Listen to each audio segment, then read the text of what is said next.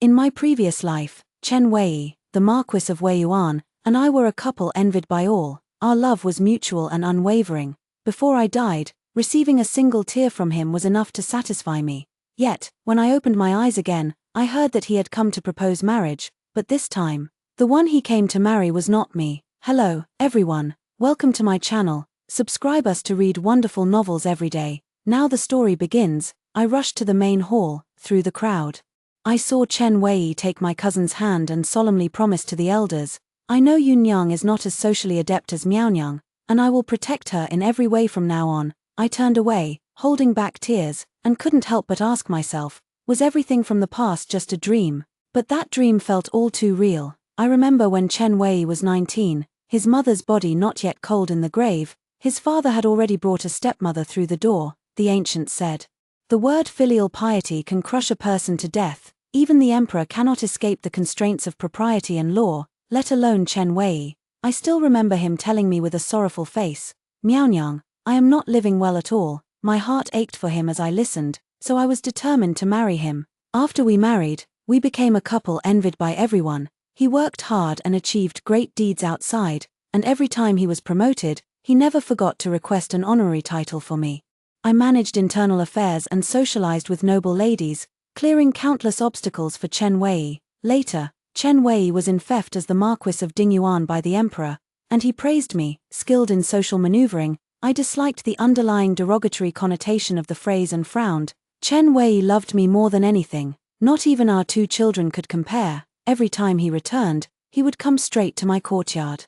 Unable to restrain himself from covering my eyes and planting a fervent kiss on my lips, until his hair turned white, Chen Wei never took a single concubine. Even before my final breath, a scalding tear fell. I instinctively reached to touch the path where the tear had traced. Once we vowed to grow old together, our bodies no longer youthful. He lay paralyzed in bed, while I, wrinkled and white-haired, yet the tender and delicate touch beneath my hand at this moment abruptly shattered the dream.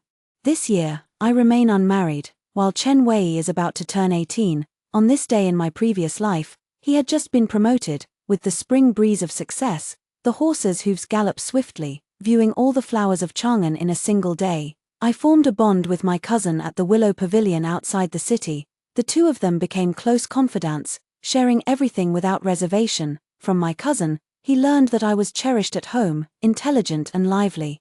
So every festival, Chen Wei would invite both of us sisters, along with 3 or 4 others to accompany us. I never doubted that Chen Wei had feelings for my cousin, but he never showed the slightest hint of it. Even when my cousin was tormented to death by her in-laws, he merely responded with a calm "I see." Later, it was learned that her in-laws refused to arrange for her burial. It was I who begged Chen Wei to bring back my cousin's ashes, yet on the very same day of the same month and year. Why did he come to propose to my cousin? The hall was bustling with excitement. Chen Wei and my cousin were the center of attention, surrounded by everyone's teasing. Grandmother is getting on in years. She only asked Chen Wei, when do you plan to get married? Chen Wei remained composed, answering unhurriedly. He only said he wished to marry his cousin as soon as possible. I observed carefully. I noticed he was very different from before, in his previous life. The 18-year-old Chen Wei had not yet been worn down by his stepmother, and his actions were somewhat childish. When we went out boating on the lake, he always liked to scoop up the lake water and splash it at me, then turn to pick lotus flowers to give to my cousin. At the lantern festival, he let my cousin pick the lanterns he had guessed correctly first, then stuffed all the remaining ones to me. In that moment, I understood everything. He must have had the same dream as I did. Now that the dream is shattered, it's time for both of us to wake up. Cousin and Chen Wei's wedding was arranged in a hurry, and the date was rushed. The family was busy preparing her dowry and had no time to keep an eye on me. These days, I've been feeling restless and upset. The glaring red decorations at home made it hard to breathe. So while my mother went to the temple to burn incense, I bribed the gatekeeper and slipped out disguised as a man. I rode aimlessly through the bustling streets. I looked out the window. It was late spring once again, with a gentle breeze rustling the flowering trees, scattering petals all over the ground. I recall that many spring days in my dreams were just like today. The love at first sight when we first met, the heart-fluttering feeling when we met again, the knowing smile when we truly understood each other. I, Shen Miao, clever and self-assured all my life, was defeated by Chen Wei's false affections, having mistakenly given my wholehearted devotion. Yunyang, the flowers ahead are even more beautiful. Let me take you there. Through my tear-blurred eyes, I seemed to hear Chen Wei's voice. I hurriedly wiped away my tears and chased after a pair of figures that looked remarkably like them for a long time. But in the end, I still lost track of him. Looking around and seeing no one, I crouched down and buried my head, crying bitterly. You liar, if you don't like me, why didn't you just say so? After venting my anger fiercely, I staggered back. As I passed by a lotus pond, I stood for a while beside an angler, gazing at the duckweed covering the water's surface and remarked, no one tends to this place, the fish are all suffocated by the weeds. Hearing my voice, the angler turned around and, to my surprise, called me by name. So it was Miao Niang disguised as the forest spirit earlier. At this moment, I also recognized him, the fourth Prince Liu Ping, who died young and full of melancholy. I had no interest in the fourth prince whatsoever. In my past life, I had only learned about his preferences to smooth the way for Chen Wei's official career, learning that he was in charge of personnel appointments in the Ministry of War and was skilled at recognizing talent. To ensure Chen Wei's resume would catch his eye, I visited the residences of several key officials. In the end, Chen Wei was promoted but was taken by the fourth prince to the border to fight in the war. He was gone for 2 years. Letters are hard to come by, and every day I wait at home, hoping for his safe return. Later, as General Chen rose higher in rank, the noble ladies I befriended also grew more distinguished. When away from home, one must remain vigilant at all times.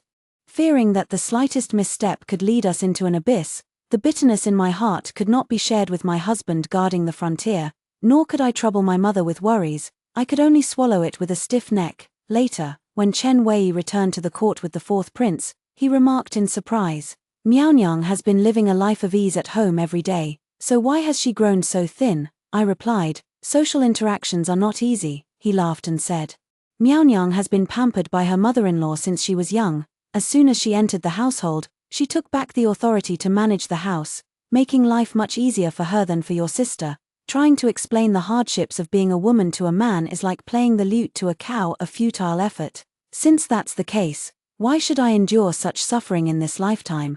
I will find a suitable husband, no longer chasing after wealth and glory, and simply enjoy a peaceful life. Thinking of this, I slowly knelt and said, Greetings, Fourth Highness. The fourth prince nodded. It's getting late, you should return. He lifted his fishing rod, gathered his basket, and turned to leave with a limp. I once heard that the fastest way to forget someone is to find a new love. I watched the somewhat disheveled figure of the fourth prince and suddenly had an idea. In 2 more days, daughters of officials ranked 6th grade and above could voluntarily sign up for the selection. I remember that several of the prince's consorts were chosen during this selection, but for some reason, the fourth prince risked his life to refuse the marriage arranged by the emperor. Until his death, the backyard remained vacant. I timed my return to the mansion and made my decision in the carriage. I would wait for my mother to return from her Buddhist prayers and then tell her of my plans.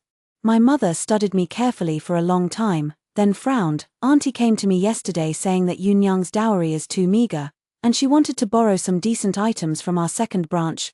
Thankfully, mother didn't agree right away, or else if she had chosen something, wouldn't it have wronged my child? I rested my head on mother's knees and smiled faintly. In my past life, when my cousin married into a wealthy family, she took several of our second branch's treasures without returning them. Mother, bound by face-saving courtesy, silently accepted the loss.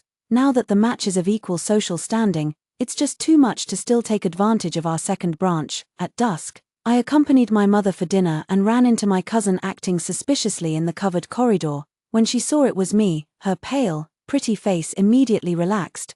Miaonyang, how do you walk without making a sound? You scared me to death. I smiled and asked her, what were you doing outside? My cousin's face was flushed with a rosy hue. I went to the Willow Pavilion to meet a friend, and we had a conversation. I nodded, knowing I hadn't mistaken the person I saw during the day. Their connection began at the Willow Pavilion in their past life, and now in this life, they are rekindling that bond at the same place. I never expected Chen Wei, who is so engrossed in the ups and downs of officialdom, to be such a person of refinement. A bitter feeling welled up in my heart. Just as I was about to make an excuse to leave, my cousin added, by the way, my friend mentioned you today. I immediately halted, a flicker of hope suddenly rising within me. My cousin stared at me and said, that friend mentioned he has a good friend, Su Qiang, the eldest legitimate son of the commander of the military horse division. He's tall and robust, honest, and hardworking, and he wants to introduce you too." I let out a cold laugh. The eldest legitimate son of the commander of the military horse division, in my previous life, I served Chen Wei with unwavering loyalty, working tirelessly for him until I met a tragic death on the battlefield, leaving behind no descendants. Why do I remember him? Of course, it's because every time Chen Wei got a promotion or made a fortune, he would lament sorrowfully in my ear. If only old Su were still alive, he followed me with all his heart. Yet I caused his family line to end. I can never make up for it in this lifetime. So in this second life, you're making it up to him by giving him your first wife. My cousin noticed my displeasure and found it rather odd. Miaonyang, are you considering it? Don't worry. My friend said that Su Qiang isn't like other military men with their wandering eyes. He won't fool around outside. Besides, his brother Chen's sworn brother, so we definitely won't let him bully you. By the end of her words, her cheeks flushed red again. I stared at my cousin, somewhat dazed. All men love beauty. My cousin was naturally beautiful, and today she wore a Gusiello Tsuju dress, which accentuated her graceful figure. At this moment, her cheeks were faintly flushed like crabapple blossoms, and the way she lowered her gaze, fluttering her thick, long lashes, was utterly charming. As for me, my features are plain and unadorned, and I often have to wear dark-colored clothes to command respect from the household servants and external stewards, making me naturally dull and uninteresting. Perhaps few men would prefer me over my cousin. I curled my lips into a bitter smile, said nothing, and walked away. 2 days later, I boarded the carriage to enter the palace for the selection. Many of the hardships I endured in my past life became my support in this one. The matrons found no fault in me and placed my identity tag in the front row. There were 6 people in that row, 3 of whom later became imperial consorts. I steadied my mind and went to speak with them. By neither cowering nor overreaching, I catered to their interests and actually gained a bit of friendship. When the day of the grand selection arrived, the sisters I had befriended were all granted imperial marriages by His Majesty one after another, but when it came to my turn, the emperor personally asked the 4th prince, Laro Sai, "How about the legitimate daughter of Minister Shun being your principal consort?" Fearing that the 4th prince would reject the marriage as he did in my past life, I hurriedly looked up at him. Seeing his extremely calm eyes turn towards me, I quickly blinked, but then I worried that he might misunderstand and think I was unwilling to marry him. I could only keep mouthing the words "I'll marry" over and over. The 4th prince watched for a long moment, and seemed to smile. Father has a discerning eye. This son's marriage is entirely at father's discretion. Immediately after, I felt several gazes turn toward me, making my back prickle. It wasn't until His Majesty issued an edict to lift the siege that I was finally able to extricate myself. Returning to the palace of gathered elegance, several prospective imperial consorts gathered around to inquire. Upon learning that I had actually become the 4th prince's consort, they clung to me without letting go, dredging up even the most distant relatives separated by 7 or 8 generations to claim connections. I smiled on the surface, knowing full well that they were only being so friendly because the 4th prince's physical ailment prevented him from ascending the throne. I couldn't help but recall my previous life when I married Chen Wei. So many times at banquets and social events, even when I was humiliated or deliberately provoked, no one cared. And I had to force a smile. Now, looking at the present, even before marrying the 4th prince, I'm already benefiting from his influence. My heart feels a bit bitter, yet also a little sweet. In this life, Chen Wei and I have made different choices. How he fares from now on, I will not care. I only wish for the well-being of my family and the 4th prince. That is enough. The imperial marriage decree has been issued, and the selection of court ladies has concluded. With the chosen women being sent out of the palace one after another, my family had received the news early on. Except for my grandmother, who had difficulty moving, everyone else was waiting respectfully at the gate. My mother smiled especially brightly. "It's been over a month since we last saw you. Everyone at home has been missing you." Hearing this, I looked up. There was no sign of my cousin. As I walked into the main hall with my mother, I noticed the red paper still pasted on the wall and remembered that my cousin had already married. Everyone noticed me staring at one spot and couldn't help but follow my gaze. Auntie smiled knowingly and explained warmly, "You two grew up together and are closer than anyone. Yunyang didn't know you were entering the palace for the selection, and she kept asking about it on the day of your return visit." I nodded. "I'll invite my sister over for a visit another day."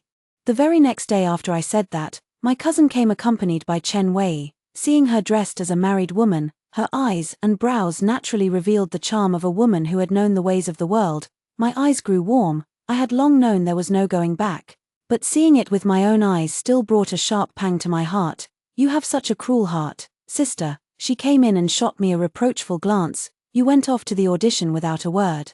Couldn't even make it to your own sister's wedding banquet. I was foolishly trying to set you up with a good match before. I lowered my head and took a sip of tea, simply smiling. There's no point in talking about things I wasn't sure of. I missed the wedding banquet, so I prepared an extra dowry gift. I hope you'll forgive me, sister. My cousin went on to scold me thoroughly before being called away by my aunt to talk. I sat there for a while, feeling bored, and then left as well. While cutting through the rockery pond on my way back to my residence, Chen Wei suddenly appeared on the path ahead. He looked at me, saying nothing at all, had already said more than 1,000 words, having spent 50 or 60 years together in my previous life. I think even raising a dog would have fostered deep feelings. Perhaps he also felt a little reluctant, or perhaps he resented me for marrying someone else so easily. The fourth prince is of noble status. You must not stir up trouble everywhere. It's a small matter to implicate your family, but it's a grave matter to drag the prince into it. The chaotic mind suddenly fell silent. So this is how he thinks of me. My heart sank, but I had to pretend not to understand. Did you suddenly show up just to say these things to me? How absurd. He stared intently at my expression. Brother-in-law, are you perhaps suggesting that my sister and I follow the example of a Huang and Nuying? I feigned embarrassment and anger, causing him to jolt in surprise. If you keep looking at me like that, I'll have someone gouge your eyes out. I left after making the threat, even skipping the midday meal. By the time my cousin came to visit again, 2 months had already passed. Chen Wei carefully helped her step over the threshold. The two leaned on each other, full of affection. My cousin said to us with a blushing face, "We found out we were expecting after we returned last time. And we came back today specifically to tell you. You all don't know, but that night when Chen Lang heard the good news, he was so overjoyed he couldn't sleep. He stayed up all night thinking of 3 or 4 good names for the child." Chen Wei smiled and nodded, taking over the conversation. "If it's a girl, we'll name her Chen Rui." The character Rui depicts the appearance of plants sprouting, full of vitality. If it's a boy, we'll name him Chen Jinghe. Inspired by spring harmony and scenery brightness from the record of Yeyang Tower, symbolizing a peaceful life and a bright future. Hearing this, I drifted into a slight daze, thinking of my own child with Chen Wei. It wasn't until a guest at the full moon banquet asked that he casually named the child Chen Yong. In the capital's ordinary households, the name Chen Yong is as common as dirt, utterly unremarkable. Yet the child he had with his beloved not only carries a name rich in poetic depth but also melodious in tone. In the past, I never truly had his heart, so I couldn't see it clearly. Now I realize that love and the lack of it are so clearly distinguishable. Amid the laughter, Chen Wei suddenly turned the question to me. Yun Yang tells us that there is a highly talented younger sister at home. What do you think of the 2 names we, as a couple, have chosen? And so, everyone turned their gaze toward me. My cousin's eyes lit up. Immediately disregarding her delicate condition, she rushed over to me in a daze. Miao Niang, Miao Niang, you're the most learned. I want to hear you speak. I froze for a moment. Before I could do anything, Chen Wei, as if facing a great enemy, pulled my cousin into his arms. He looked at me warily. Speak if you must, but mind your own body. I scoffed, finding him utterly ridiculous. Are the 2 of you truly so clueless? Even the child's grandfather has no say in this, and yet you ask me. The aunt. In an instant, everyone in the room fell somewhat silent. The aunt let out a few awkward laughs and forcefully changed the subject. Let's talk about Miaonyang's wedding instead. With the weather about to get hot, I wonder if wearing such a heavy ceremonial dress will ruin her makeup. The cousin covered her mouth in surprise and exclaimed, "Absolutely, absolutely, on my wedding day, though it wasn't hot. I was so reluctant to part with my family that I cried my makeup off, and your brother-in-law teased me for a long time."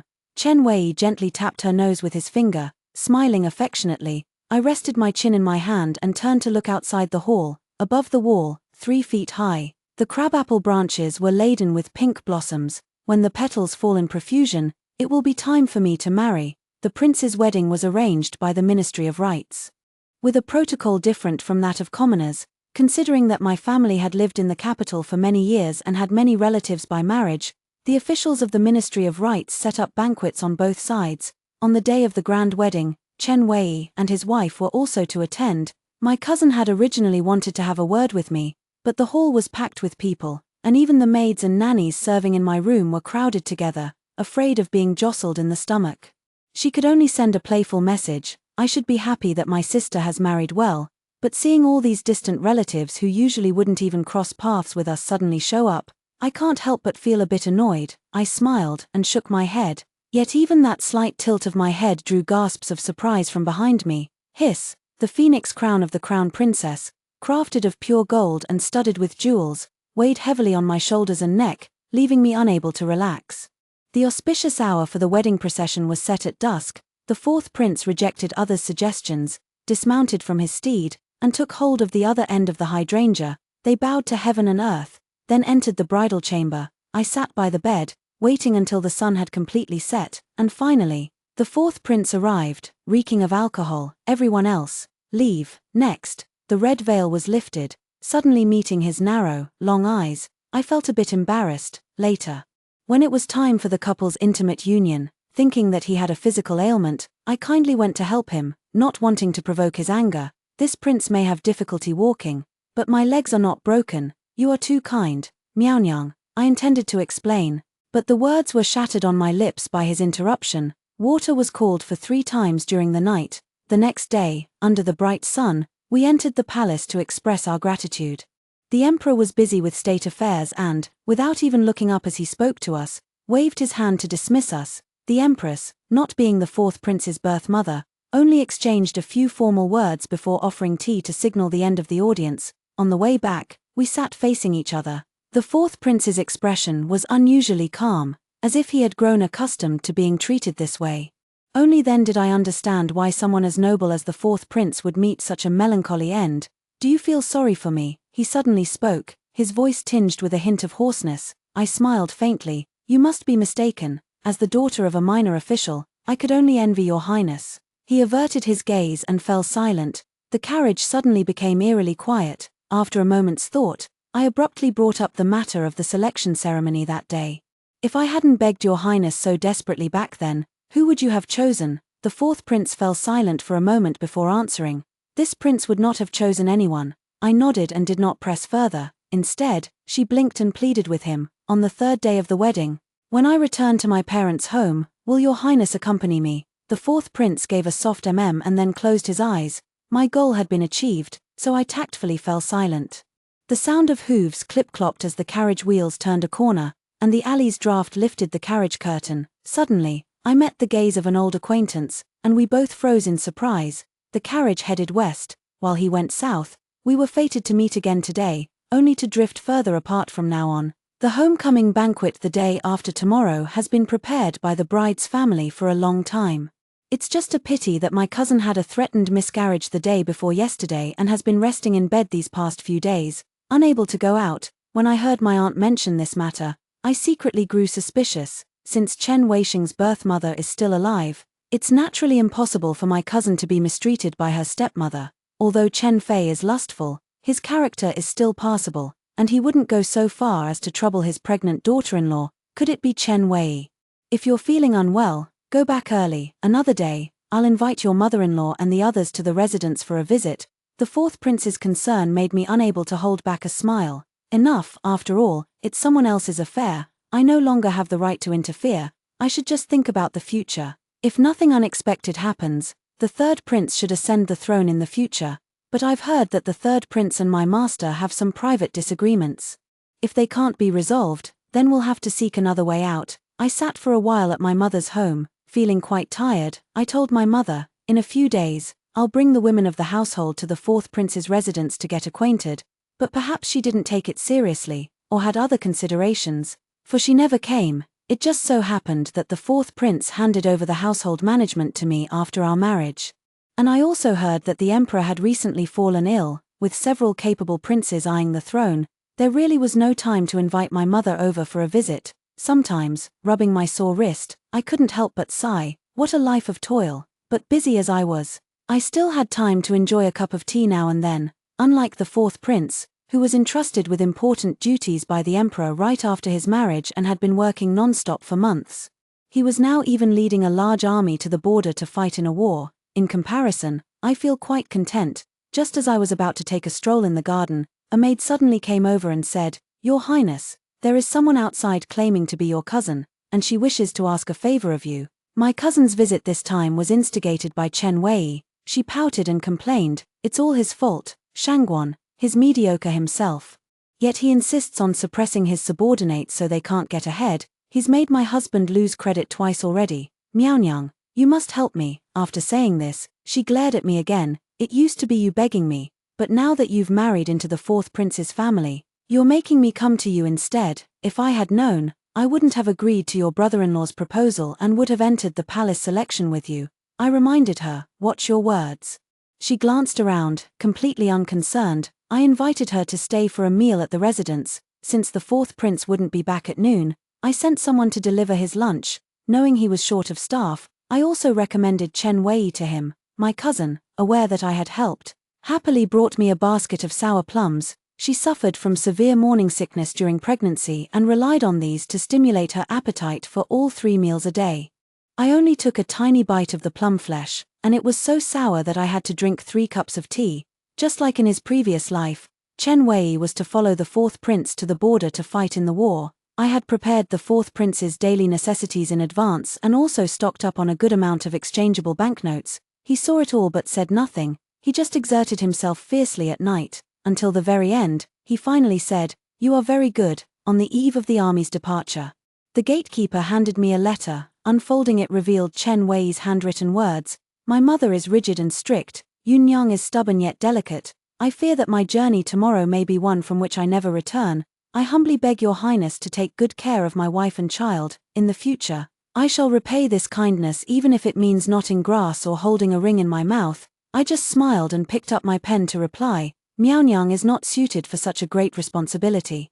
If the general has concerns, perhaps he could arrange for my sister to be placed with the Shen family. The servant returned after delivering the letter and whispered to me, the general's wife has had a disagreement with him and it has affected her pregnancy. It seems she does not want the general to leave the capital. I sighed. Chen Wei was so eager to make a contribution that he didn't even consider his cousin's wishes. Now that the die was cast, if Chen Wei didn't go tomorrow, he would be considered a deserter, and there would be no place for him in the capital. In July, the fire star descends. In September, winter clothes are distributed. The fourth prince arrived at the border just as the autumn harvest was underway. The Rongdi tribes raised their troops and marched south to plunder grain, leading to frequent clashes between the two armies. In my past life, I once heard Chen Wei say, the fourth prince never took so much as a needle from the people. Yet the court was too stingy with us. Even after winning battles, we sometimes returned to go hungry. To ensure the soldiers fighting the Rongdi had full stomachs, and to ease the fourth prince's worries, I had the estate stewards hire several escort agencies to open up a smooth and unimpeded grain supply route. Half a month later, a messenger delivered a letter from home. I took it but was taken aback. Unfolding it, I couldn't help but smile. Some people say little with their mouths, but their pens never run dry. From then on, every half-month, a thick letter from home would arrive. By the end of the year, I even received a red fox fur he had hunted himself, which the skilled nanny in the household sewed into a cloak collar, looking elegant and luxurious. I was just about to try it on when I suddenly received news of my cousin's difficult childbirth. Giving birth has always been a perilous journey, like walking through the gates of hell for a woman. When I rushed over, I heard my aunt lamenting again. Your cousin has had such a hard life. On these freezing cold days, her wicked mother-in-law wouldn't even give her a brazier. The room was so cold it had frozen over, and your cousin accidentally stepped on the ice, slipped, and immediately started bleeding. I gasped in shock and quickly sent someone to the palace to fetch the imperial physician, while also retrieving a century-old ginseng from the storeroom. My aunt wept bitterly at the sight. After the imperial physician came to see her, he shook his head and sighed. The mother has already lost the will to live. If her heart remains troubled, even a celestial immortal would find it hard to save her. The aunt stomped her feet in anger, first scolding Chen's mother, then Chen Wei. When he sought to marry our Yunyang, Chen Wei made such fine promises, saying he knew our girl was gentle and indecisive and would protect her in every way, but now he has run off, making our Yunyang lose all desire to live. My heart is a whirlwind of mixed emotions. For a moment, I didn't know whether to thank Chen Wei for not marrying me or to hate him. Relatives from my maternal family took turns trying to persuade my cousin to change her mind, but to no avail. Just as the imperial physician asked, save the mother or the child, I raised my voice and interjected, the Chen family will naturally choose to save the child. Chen's mother has long disliked my cousin. Once my cousin dies, she will have Chen Wei marry her niece. With a new wife by his side, how would Chen Wei remember his deceased wife? I fear my poor nephew will even have to call the enemy his mother. The aunt stared at me in shock, while the others furrowed their brows tightly. The imperial physician, having served in the palace, was well-traveled and experienced. The elderly gentleman stroked his beard and agreed with me. Since we must save the child, I shall prescribe a potent dose of medicine. As soon as the words were spoken, a cry of surprise came from the delivery room. No, my cousin was so frightened that she suddenly no longer wished to die. After a day and a night of labor, she gave birth to a baby boy whose cries sounded like a soft meow. I wrote of this in a letter, and the fourth prince replied to me, "From now on when you give birth, I will not leave your side for a single step." The spring of the new year. The fourth prince led troops from Hanshuo County, appointing Chen Wei as the valiant cavalry general to attack the Rongdi to the west. He also appointed several other generals to flank from the north and south, striking directly at the enemy's heartland. This battle achieved a great victory, reclaiming lost territories, capturing several thousand Rongdi soldiers, seizing 100,000 head of livestock, and driving away the kings of two enemy forces. Chen Wei was promoted to the rank of General of Chariots and Cavalry for his merits, and two other generals were infeft as marquises. The fourth prince was also infeft as a first-rank prince with the title Rong for his excellent leadership. Among all the princes, the fourth prince was the first to be granted the title of prince. However, due to his physical ailment, he was ineligible for the throne, so he had more supporters than envious rivals. However, past experiences have taught me that the more prosperous and splendid the situation appears, the more cautious one must be. I always reported only the good news to the fourth prince. No, I should start calling him Prince Rong now. I consistently sent him supplies and messages every month through the grain transport merchants, never mentioning any troubles. That autumn, Chen Wei achieved an extraordinary feat. They slayed over 3,000 elite Rongdi soldiers and captured scouts, and also drove back more than 1 million Rongdi horses, cattle, and sheep, while their own forces returned unscathed and victorious. For this, he was infeft as the Marquis of Pingxi. In the previous life, his marquisate had a fief of only 1,100 households. In this life, his marquisate enjoys a fief of 3,800 households.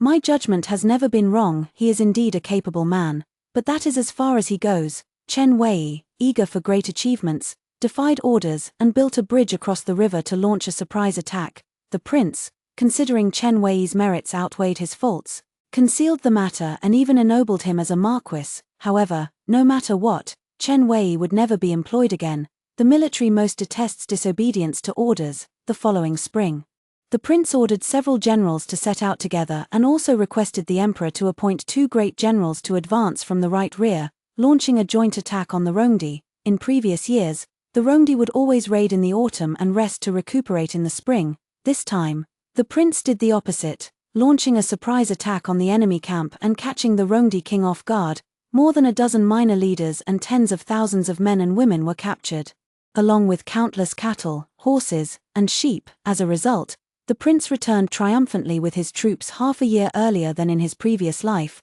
The emperor dispatched envoys to wait at the border, where they took command of the princes and all the generals' military authority before leading the army back to the capital. After more than a month, I finally saw the prince again, dark-skinned and gaunt. Absence makes the heart grow fonder. At night, a fierce demonic wind blew, shaking the red candles wildly. The rain and clouds subsided, the air thick with the lingering scent of intimacy. Catching his breath, he whispered, "There won't be any major events in the next 2 or 3 years. Give me a child," thinking of the troubles that would come one after another in 2 years. I agreed wholeheartedly. This matter is urgent. While passion was rekindled on one side, the Pingxi Marquis manor on the other was engulfed in a storm of turmoil.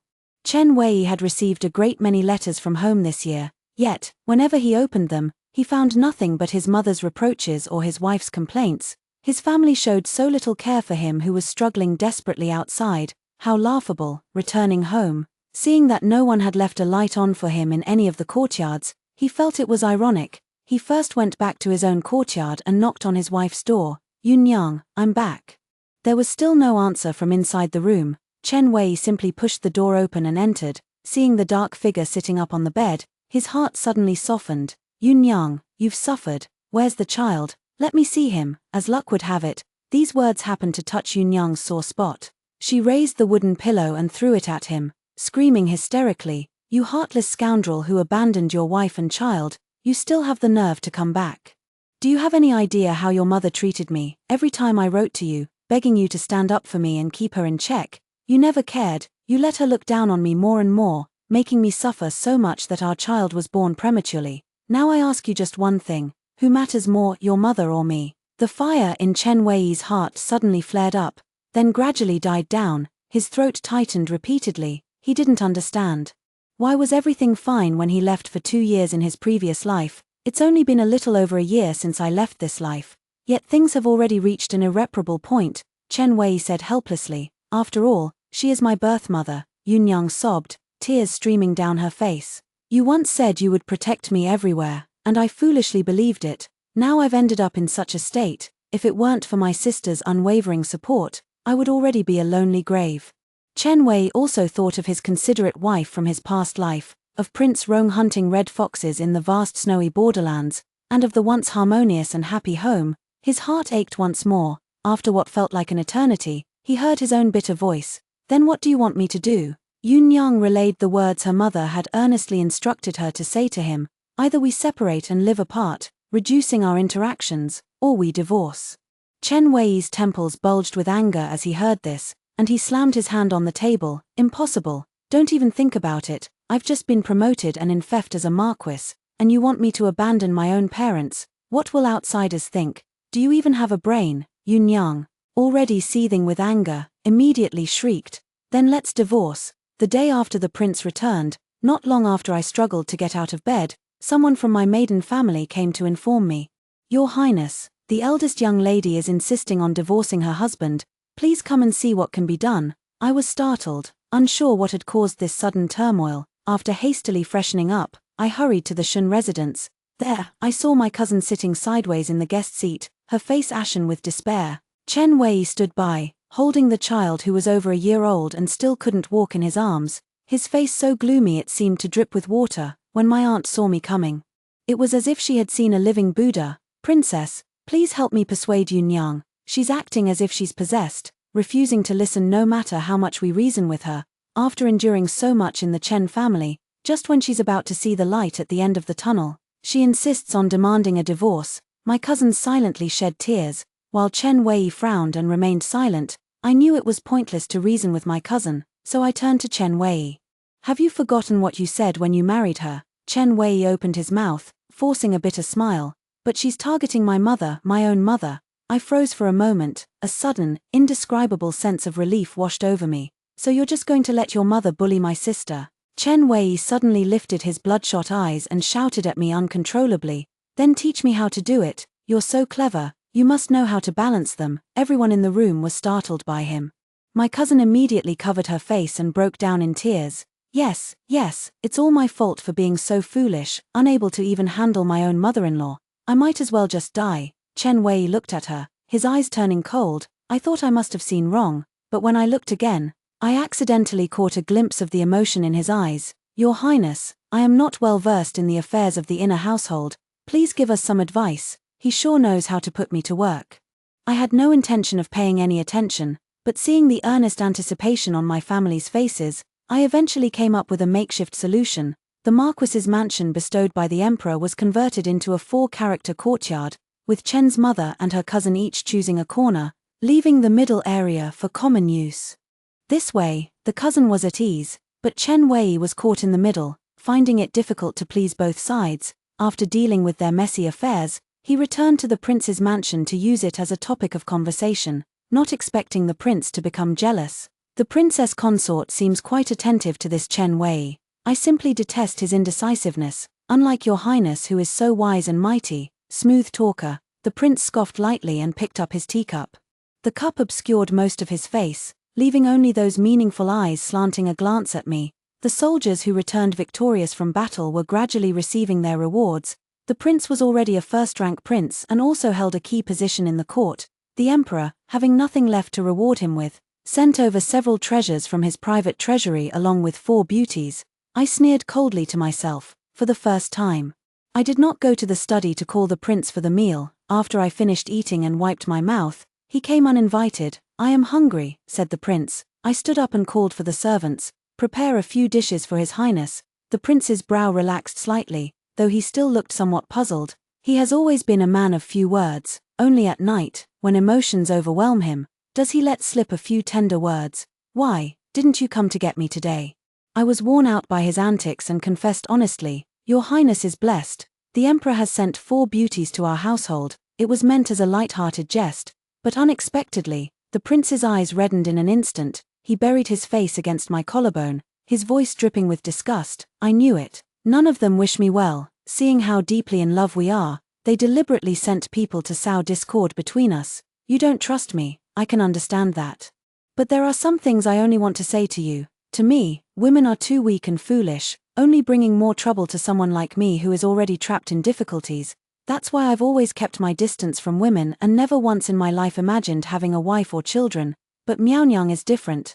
Along with his words fell 2 streams of warmth between my collarbones. I held my breath in surprise. Was he crying? Unbelievable.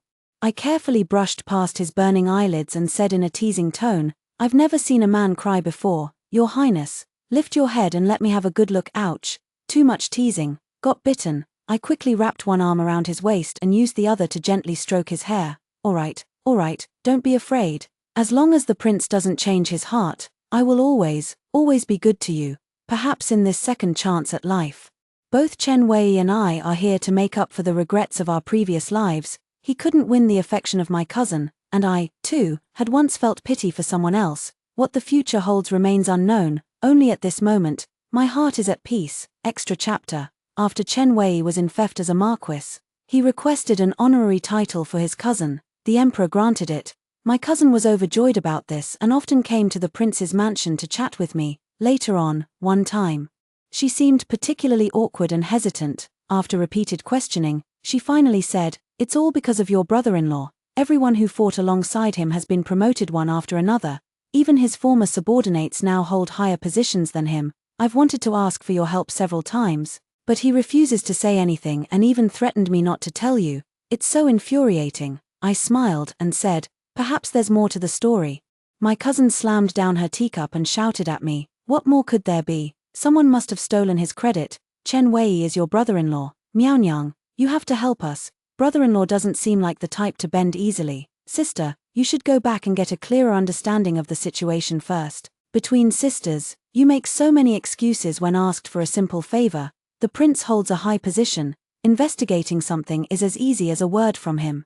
What a useless princess you are." At her words, I could no longer drink the tea in my hand. The blue and white porcelain cup clinked sharply as I set it down. My expression darkened as I looked at her. "In that case, I have nothing more to say. Please return, Lady of Pingxi." My cousin was terrified and quickly stood up, tears welling in her eyes, not daring to speak. I don't know what she did after returning home, but her family invited me over to mediate. This time, however, it was Chen Wei who insisted on divorcing his wife. The doorman came to inform me just as I was sitting by the bedside, feeding the prince his medicine. He was never one to fall ill, but once he caught a chill, his symptoms were far more severe than others. Cough, cough. Seeing him cough so violently, his fair face flushed crimson. How could I bear to leave? I simply waved my hand. "His Highness is occupied at the moment. Just say I'm unavailable." After dismissing the gatekeeper, he unexpectedly heard the prince mention Chen Wei. He appears capable, but deep down he's restless and ambitious. This single remark sealed Chen Wei's fate in his official career. Every year after that, Chen Wei's evaluations were consistently below average, and his salary was repeatedly reduced. Coupled with the fact that no one in the Marquis's household was skilled in management, it eventually became nothing more than a superficially glamorous shell. After Chen Wei's outburst about divorcing his wife that day, my cousin never dared to bring up separation again.